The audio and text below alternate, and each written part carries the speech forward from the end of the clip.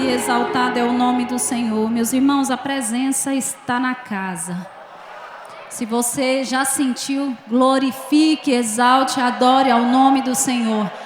A paz do Senhor, queridos, eu estou aqui para trazer uma mensagem da parte do Senhor. E aproveitando que vocês estão sobre os seus pés, eu gostaria de convidá-los a abrir a sua Bíblia juntamente comigo no livro de Êxodo, capítulo 4. Quero ler apenas 2 versículos com os irmãos. Êxodo, capítulo 4. Enquanto os irmãos encontram, eu já quero aqui externar a minha gratidão a Deus, em primeiro lugar, pela oportunidade, aos nossos pastores presidentes, pastora Binair, pastora Meire, deixar os nossos sentimentos registrados. Pastor Laudemir, aqui na pessoa dele, eu agradeço, pastor, transmito a minha gratidão pela confiança. Amém? Todos encontraram? Livro de Êxodo, capítulo 4, versículo 1 e 2. A palavra do Senhor nos diz assim: Então respondeu Moisés e disse: Mas eis que me não crerão, nem ouvirão a minha voz, porque dirão: O Senhor não te apareceu. Versículo 2: E o Senhor lhe disse: Que é isso que tem na sua mão? E ele disse: Uma vara. Amém?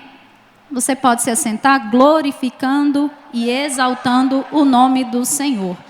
E para nós começarmos a nossa palavra, eu gostaria de te fazer uma pergunta. O que é que você tem na sua mão agora? Uma Bíblia? Agora a gente vai descobrir se a gente está falando sobre a Bíblia. Amém?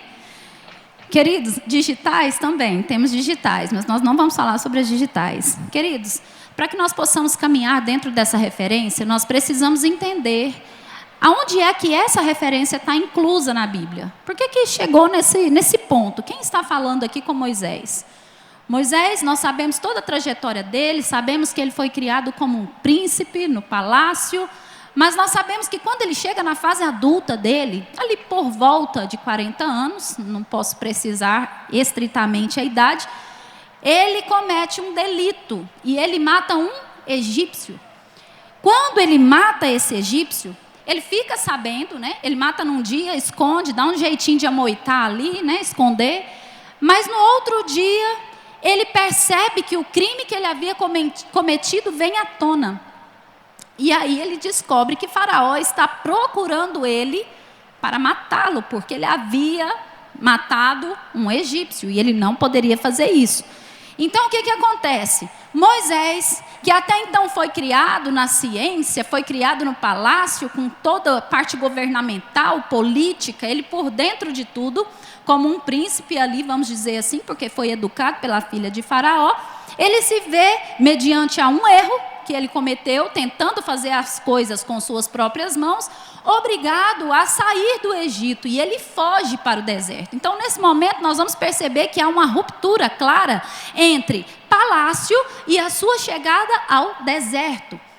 Nós vamos perceber que no deserto ele encontra ali a família de Jetro. Tem a história bíblica toda bem detalhada, depois você pode ler, porque eu não quero me ater a esses detalhes, porque eu preciso caminhar um pouco mais para chegar no capítulo 4, e nós vamos perceber o quê? Que em Midian, ele deixa o perfil de príncipe e assume um perfil de pastor, de estrangeiro, em uma terra distante. Então ali naquele lugar, Moisés não tinha influência política. Naquele lugar, Moisés não tinha um exército à sua disposição. Naquele lugar, Moisés não tinha armas ao seu favor. Ele tinha simplesmente um rebanho de ovelhas do seu sogro, que nem era dele, era de Jetro. Ele já estava então nesse processo, ali com aproximadamente 80 anos, porque o processo de maturação de Moisés, eu vou dizer assim, o processo onde ele foi trabalhado por Deus, onde ele foi forjado por Deus, para que voltasse ao Egito, para resgatar o seu povo, durou mais ou menos esse tempo. Então Moisés já era um homem maduro, um homem idôneo, um homem que estava teoricamente afastado daquilo que ele achava que era o propósito de Deus, porque talvez Deus promoveu um grande livramento no início de sua infância, e talvez no meio do deserto ele pudesse pensar, estou conjecturando, ele podia imaginar, meu Deus, o que eu estou fazendo aqui nesse deserto, olhando esse rebanho, Mas o que acontece? Ali no deserto, ele tem uma experiência com Deus, ele tem um encontro com Cristo. E aqui a gente já começa a perceber que os nossos encontros mais pessoais, os nossos encontros mais poderosos com Deus, geralmente acontecem no meio do deserto.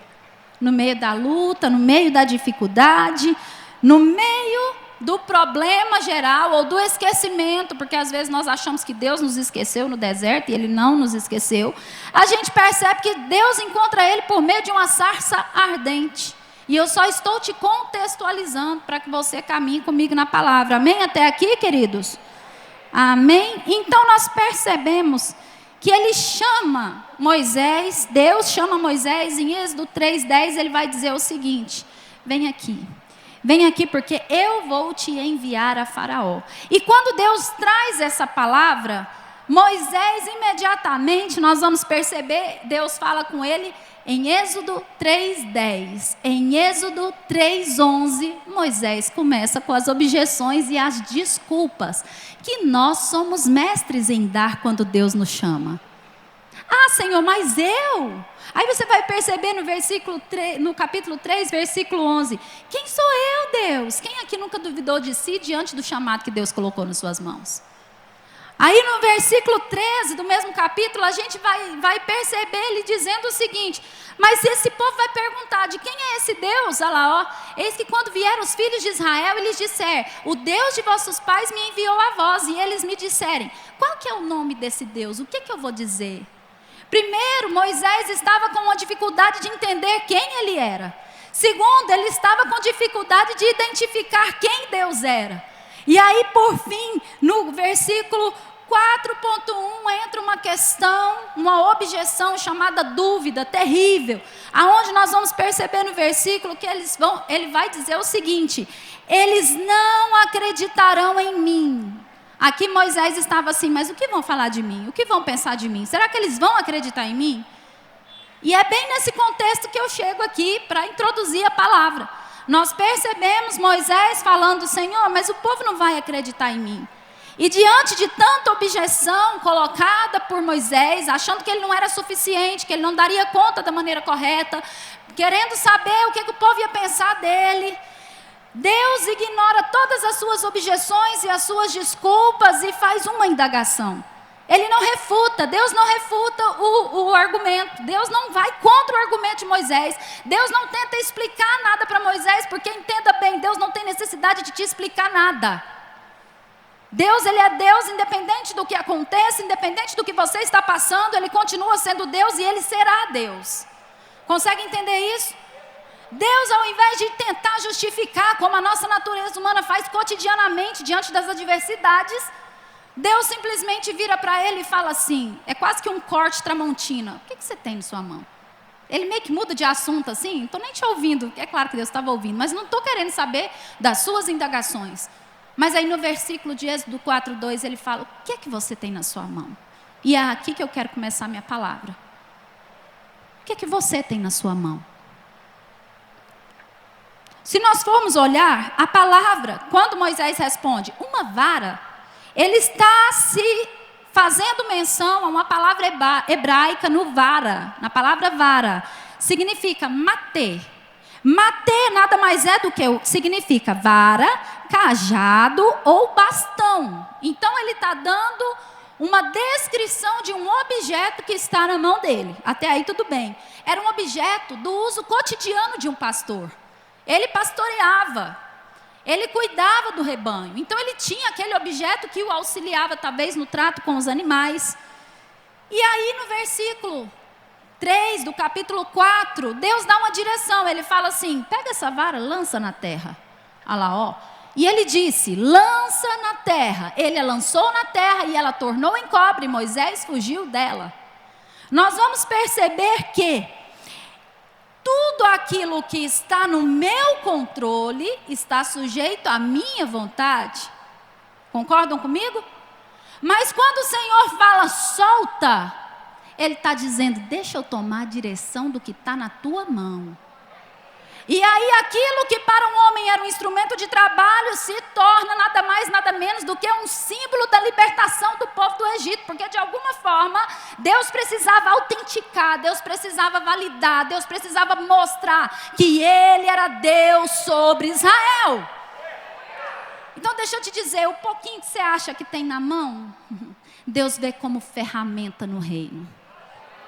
Começa a entender isso comigo. Nós percebemos então que esse instrumento, essa vara, esse matê, passaria nada mais, nada menos do que um instrumento não de pastoreio, mas de sinal de manifestação divina na terra. E nós percebemos que a vara em si não tinha poder, mas no momento em que Deus assume a direção e o controle daquele pequeno objeto, o poder de Deus começa a se aperfeiçoar e se manifestar naquilo que não era para ser. Porque na nossa vida é dessa forma. Quando você acha que está pequeno, que está no pó, que já não dá conta, que já não tem força, é exatamente nesse momento que o poder de Deus começa a descer, e começa a fazer, e começa a efetuar, porque a obra é dele, o poder é dele, a glória é dele, tudo é dele, é para ele. Harabashou derehabagai diamassou derras. Moisés, o Senhor não permitiria. Ele até saiu do Egito um dia como alguém sustentado por Faraó, mas o Senhor jamais permitiria que ele voltasse sustentado pelos recursos de Faraó. E é por isso que ele teve um encontro com Cristo, porque ele voltaria para libertar o seu povo, sustentado pela presença de Deus. É por isso, e aí a gente percebe uma transformação muito sutil, que eu acho muito linda.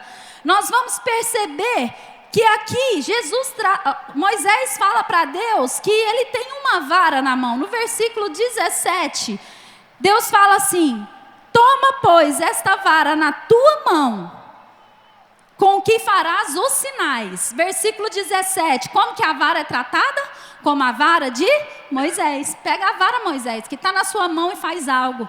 Agora vamos ver, após o direcionamento de Deus, o que a vara se torna? Olha o versículo 20 do capítulo 4. Tomou, pois, Moisés sua mulher e seus filhos, e os levou sobre um jumento, e tornou a terra do Egito. E Moisés tomou a vara de quem? Porque quando você se encontra com Deus, Deus te transforma. Deus transforma o que está na tua mão, querido. A vara deixou de ser a vara de Moisés e passou a ser a vara de Deus. Porque a direção já era de Deus. Por que você está querendo fazer as coisas do seu jeito?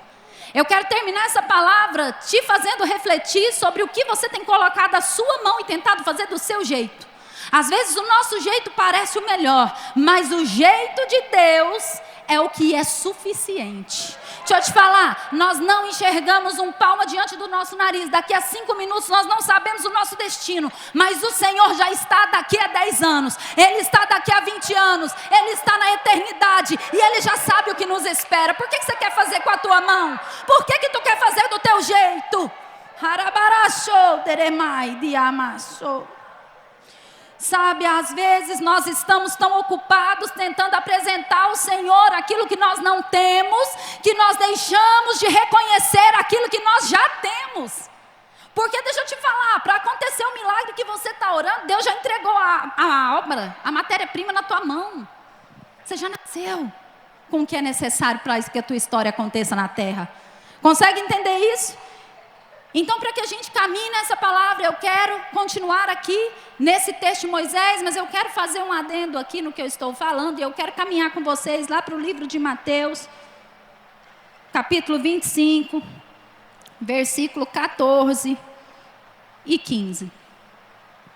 A palavra do Senhor nos diz assim, olha: porque isto é também como o homem que, partindo para fora da terra, chamou os seus servos e entregou-lhes os seus bens.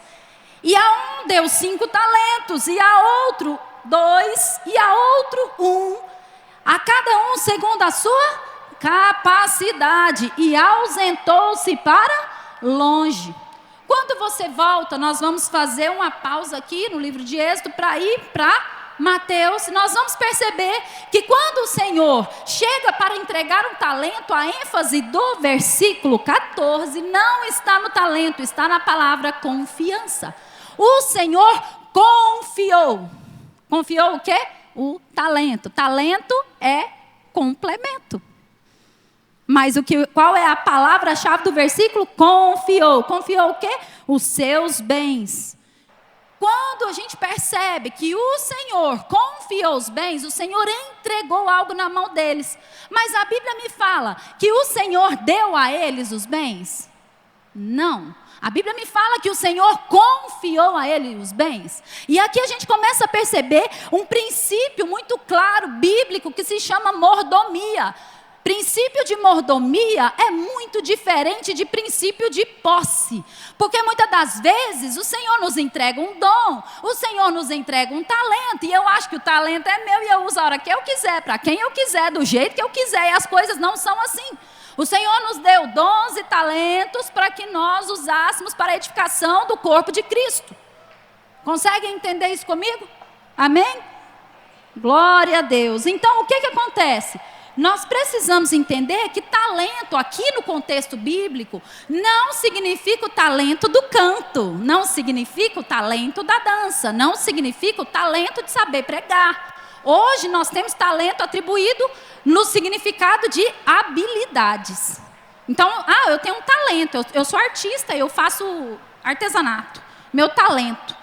Está tratando de uma habilidade, mas nesse tempo, nesse contexto bíblico, talento significava originalmente um valor, significava originalmente algo monetário. E a gente percebe que um talento era equivalente a cerca de 6.000 denários. Quanto que era 6.000 denários? Representava um dia inteiro de trabalho. Então era muito dinheiro, era muita coisa. E aí o que acontece? Eu quero que vocês entendam comigo que até o servo nós temos uma proporção que foi dada. A um foi dado 5, a um foi dado 2, a um foi dado 1. Mas até o servo que recebeu 1, ele recebeu uma pequena riqueza nas suas mãos. Seria o que foi relatado aproximadamente, jogando aqui mais ou menos, se são 6.000 denários, o denário é um dia de serviço, quanto que é uma diária de um serviço hoje, queridos? Aproximadamente 250? Pastor Lucas falou 250, vamos seguir ele que sabe. 250, multiplica por 6.000, quanto que dá? Faz as contas aí, gente, pressa, meu tempo está correndo. É muito dinheiro, né não, pastor? Eu não sei porque eu não ganho esse tanto, mas é por aí, entendeu? Quase 15.000 reais. Vocês acham 15.000 reais pouco, gente? Então, até o que tinha 1, ele ganhou muito. Só que o que acontece? Ele entrou num problema. Porque, às vezes, aquilo que a gente acha que é pouco, aquilo que a gente chama de pouco, é aquilo que Deus, ao mesmo tempo, está chamando de confiança. Foi o que eu confiei, não é pouco, não. Por que é pouco? Porque você começa a comparar. Aí você começa a pensar, olha, eu ganhei só 1, ele ganhou 2, então o meu é menos. O problema é porque se a gente parasse de cuidar da vida dos outros, do departamento dos outros, das coisas dos outros, a gente estava valorizando aquilo que foi depositado na nossa mão, aquilo que foi confiado a mim. Deixa eu te dizer, o Senhor não vai cobrar de você o que Ele depositou na mão do pastor Pablo, não. Ele vai cobrar de você. O Senhor não vai cobrar de mim o que Ele depositou lá na mão do pastor Laudemir, do Miguel, não, do pastor Miguel, não. Ele vai cobrar de mim o que Ele depositou na minha mão, seja 1, seja 2, seja 5, é conforme a minha capacidade e eu preciso entender isso. Conseguem entender isso comigo? Então a primeira coisa, você tem que reconhecer. Você tem que reconhecer o que Deus colocou na sua mão. É um id. Então cuida, então multiplica, então zela. O que foi que Deus confiou? Mas o meu é tão pouquinho. Não é não, você tem uma riqueza na sua mão. O problema é que aquele homem, né, 2 multiplicaram. O que ganhou 5, o que ganhou 2, multiplicou. E o que ganhou 1, por conta da comparação, o que aconteceu? Ele teve medo. E ele, por causa do medo, do julgamento, do fracasso, ele retrocedeu, ele paralisou. E nós podemos fazer isso, irmãos? que Deus confiou na sua mão? A uns Deus confiou uma família, a outros Ele confiou uma profissão. O que você tem multiplicado na sua profissão? O que você tem multiplicado dentro da sua liderança, dentro do seu ministério, dentro dos recursos que Deus tem te dado, dentro da influência que Ele tem confiado nas suas mãos? O que você tem multiplicado? Ou será que você está como aquele homem que por medo você tem paralisado? Eu fiquei com medo, o que vão falar de mim? Eu fiquei com medo, e aí você começa a retroceder. Moisés, quando olhou para aquela vara, ele viu somente uma vara. Cuidado, porque talvez você está olhando para a sua maior habilidade e está vendo simplesmente uma pequena limitação. Isso aqui é tão pequenininho, tão pouquinho. Mas Deus não vê apenas uma vara que Ele depositou na sua mão. Ele vê uma ferramenta poderosa para te usar na terra. Consegue entender isso?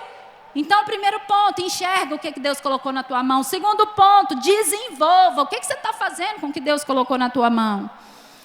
No Mateus 25, no versículo 16 a seguir, e eu não vou ler, mas eu vou citar, nós percebemos que após o Senhor depositar os talentos na mão daqueles homens, vem uma palavra-chave do versículo que é imediatamente. Eles começam a fazer algo. O que acontece? Quando você recebe algo de Deus, você enxerga algo de Deus, você precisa entrar em ação imediatamente. Por que imediatamente? Porque talento não se multiplica sozinho. A habilidade não prospera sozinha. O Senhor colocou, foi na tua mão para multiplicar. Por que é que você está fazendo com negligência? Por que é que você está fazendo com preguiça? Por que é que você não se submete? Você precisa aprender a desenvolver. Deixa eu te contar algo. Potencial é aquilo que você pode se tornar. Consegue entender isso comigo? Mas disciplina é aquilo que faz o seu potencial ter resultado.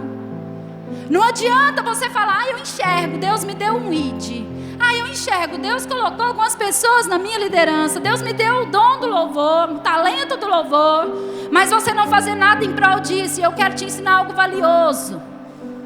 Aquilo que Deus entrega na tua mão precisa ser rigorosamente cuidado, zelado, lapidado através da disciplina. Quando nós olhamos para o apóstolo Paulo em 1 Coríntios capítulo 9, lá no versículo 24 a 27, ele vai trazer uma aplicação tratando a respeito lá da atividade, dos atletas, das Olimpíadas que acontecia naquele tempo. E ele vai dizer algo muito sério, que aquelas pessoas, eles davam tudo de si. Eles tiravam todos os seus direitos, eles se privavam de tudo para ganhar uma carreira. E nós, muitas das vezes, como cristãos, o Senhor tem nos dado dons, o Senhor tem nos dado talentos, mas nós não estudamos, nós não preparamos, nós não aceitamos correção da nossa liderança. Muitas das vezes nós não somos pontuais nos compromissos que os pastores colocam. Muitas das vezes não somos constantes naquilo que nós prometemos ser fiéis. E está aí batendo no peito e falando, eu tenho um dom, eu tenho uma liderança, mas não exerce nada com excelência. A disciplina é aquilo que te mantém e te faz chegar a algum lugar. Consegue entender isso comigo? No reino, guardar aquilo que foi entregue na sua mão pode ser tido como infidelidade. Cuidado. Fiquei magoado, não vou cantar mais. Fiquei magoado, não vou fazer mais. Não vou na igreja, ninguém olha para mim. Cuidado para não enterrar seu talento, porque haverá um dia em que nós vamos nos encontrar com o Senhor, e nesse dia haverá uma prestação de contas, que aí é onde eu entro no meu terceiro tópico, que é o seguinte: multiplique, porque um dia você vai ter que devolver. Multiplica, porque um dia o Senhor vai voltar. E eu vou te contar um segredo, está pertinho, está por um triz. Está por um triz, e Ele vai chegar e falar assim, olha, eu vim aqui acertar com você. Ele vai dizer, olha, eu vim aqui porque eu preciso saber o que você fez com o que eu depositei na sua mão. Meu querido, se eu fosse olhar para mim, há 26 anos atrás, com uma ferramenta que era tida como algo pecaminoso na mão, eu olhava e falava, Deus, o que eu vou fazer com isso? Meu pai fala que tinha vergonha de mim. Mas a ferramenta quem deu foi Deus. A ferramenta quem colocou na tua mão foi Deus. Deixa eu te falar uma coisa, você nunca vai ver um pé de manga se esforçando para dar manga, porque faz parte da natureza dele. Aquilo que Deus depositou na tua vida, no teu coração, no teu chamado, você não vai ter que fazer força para nascer, porque vai vir de dentro, porque já existe uma essência viva dentro de você, que é capaz de gerar movimento espiritual e fogo do Espírito.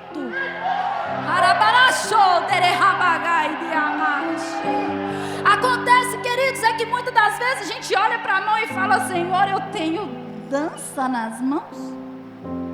É só isso? Por que o Senhor deu o dom da palavra para fulano, o dom do doutorado para o ciclano, e para mim o Senhor deu só isso? Eu estou usando o meu exemplo, mas talvez na sua mão, querido, está o dom de arrumar o cabelo de alguém e falar de Jesus para ela. Consegue entender? Eu não sei o que você carrega, mas haverá o dia em que o Senhor virá prestar contas. E o que é que você vai devolver? O que é que você vai apresentar? Porque, queridos, a maior parte da nossa trajetória vem carregada de muitas decisões erradas, de vontades próprias latentes no peito. Mas eu quero, a minha vontade hoje é parar e eu vou parar. Quero ver quem me faz levantar. Às vezes nós erramos muito, porque nós não sabemos o dia de amanhã e queremos fazer com que ele aconteça na força do nosso braço. Se agora o Espírito de Deus, juntamente com Deus Pai, Deus Filho, decidisse tocar a trombeta, ou simplesmente selar, fechar o ar que nós respiramos, nós não conseguiríamos mais viver. Porque Ele é o detentor de toda a vida, de toda a glória, de toda a honra. E nós ainda estamos tentando governar o barco do nosso jeito. Cuidado, querido. O que é que você tem nas mãos? O que é que você tem feito com o que você tem nas mãos? Nesse momento, só para trazer uma ilustração, eu queria que a mídia me ajudasse com um vídeo que eu trouxe. Talvez você não vai entender a letra, mas a letra fala que tudo acontece, a razão é o amor de Jesus. Eu queria que você assistisse o vídeo e procurasse se encontrar na história. Quem é você nessa história? Pode soltar, por gentileza.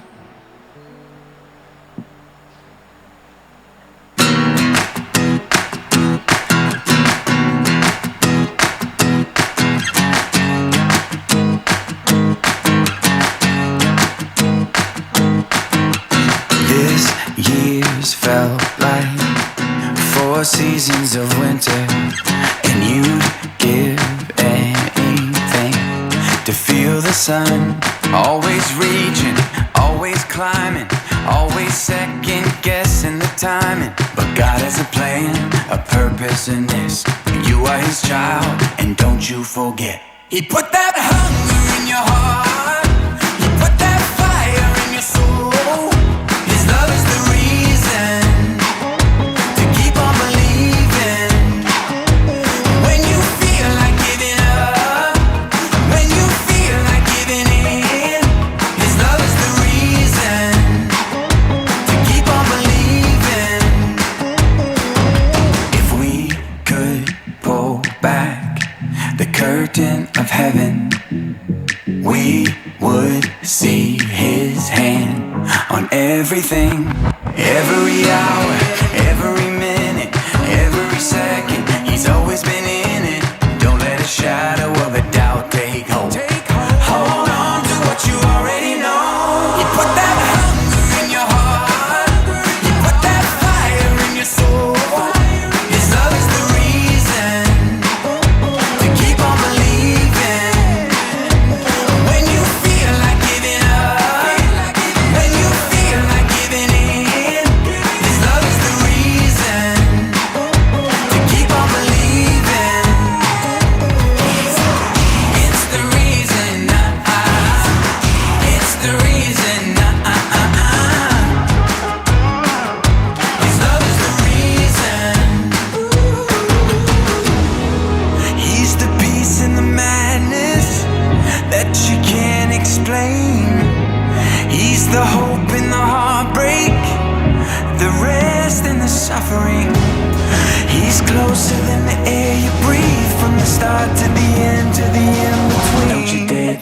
even for a minute. What he started in you, yeah, he's gonna finish. He put that hunger in your heart, he put that fire in your soul. His love is the reason to keep on believing. Just keep on believing. When you feel like giving up, when you feel like giving in, his love is the reason to keep on believing. It's the reason. It's the reason. His love is the reason. It's the reason. It's the reason. His love is the reason. Hey, hey. O problema não era o sonho que ela tinha, era a maneira que ela estava fazendo. Ela teve uma frustração muito grande e ela pegou a ferramenta daquilo que queimava dentro do coração dela e jogou no lixo. Mas quando o pai viu aquilo, o pai foi lá no lixo, resgatou e falou: vamos que agora eu vou contigo. E o mais, o pai não simplesmente falou vai, o pai simplesmente falou: eu vou contigo. Eu não sei como você entrou aqui nessa noite. Eu não sei o que você entrou carregando. Talvez você veio cheio de marcas. Talvez você veio cheio de hematomas espirituais, emocionais. Talvez você chegou aqui na igreja hoje com a mente perturbada, sem saber como que você iria fazer com alguma coisa que está na tua casa. Deixa eu só te falar uma coisa. Eu não sei como você entrou, mas eu sei como você vai sair. E eu estou liberando uma palavra agora. O problema que está lá fora está sendo solucionado enquanto você está aqui na presença do Senhor.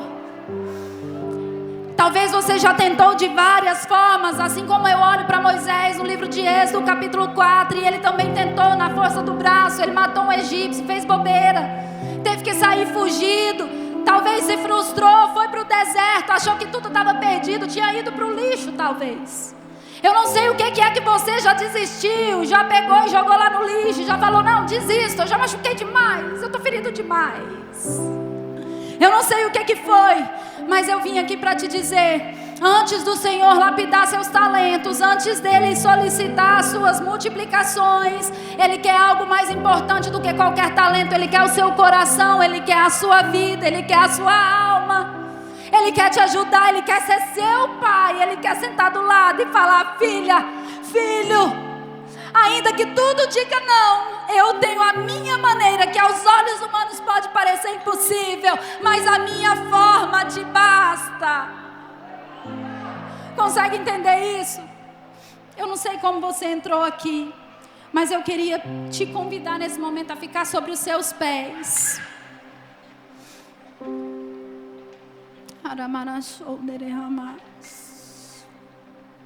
Primeira coisa, você precisa reconhecer o que Deus confiou a você. Segunda coisa, você precisa desenvolver. Terceira coisa, você precisa multiplicar. Mas antes disso tudo, você precisa entregar a sua vida para Jesus. Talvez até aqui não foi da forma como você gostaria. Talvez você já tenha várias frustrações. Talvez você já tenha várias feridas. Mas aquele homem que estava no vídeo representa o Pai. E o nosso Pai Celestial, Ele está aqui nessa noite. E para além de aperfeiçoar os nossos dons, nossos talentos, Ele quer salvar a nossa vida.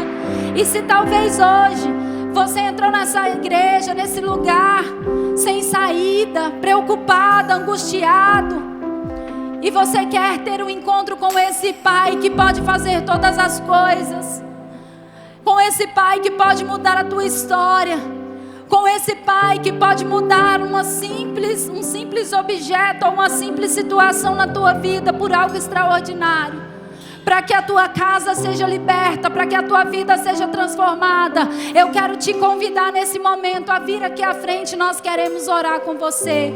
Se você quer aceitar esse Jesus, se você quer ter essa intimidade de sonhar novamente, de utilizar seus dons e talentos novamente, eu quero te convidar a vir aqui à frente. Nós queremos orar por você. Nós queremos clamar ao Senhor para que Ele te dê novidade de vida, para que Ele transforme a tua história, para que Ele te alcance de uma maneira diferente do que alcançou até aqui. Se tem alguém que quer aceitar Jesus, vem aqui à frente. Senhor, nós amamos a tua presença e ansiamos por ti. Enquanto essas pessoas, quem tiver o desejo, vem aqui à frente. Você que está no banco e tem um anseio por aprender a multiplicar os talentos e dons que o Senhor tem depositado na tua mão, quero te convidar a colocar a sua mão sobre o seu peito.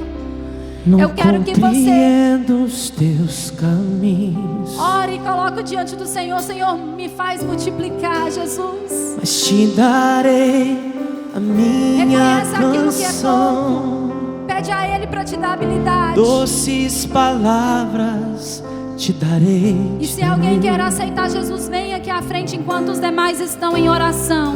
Me sustentas em minha dor, e isso me leva pra perto de ti, mais perto dos teus caminhos. Se renda aos pés do Senhor. E ao Entrega a Ele. redor de cada esquina, em cima de cada montanha, eu não procuro por coroas ou pelas águas das fontes. Desesperado eu te busco, frenético acredito que a visão da tua face é tudo que eu preciso. Se você precisa, declare ao Senhor nessa Eu noite. te direi, Tudo que você passou vale a pena. vai valer a pena, vai valer a pena, vai valer a pena mesmo.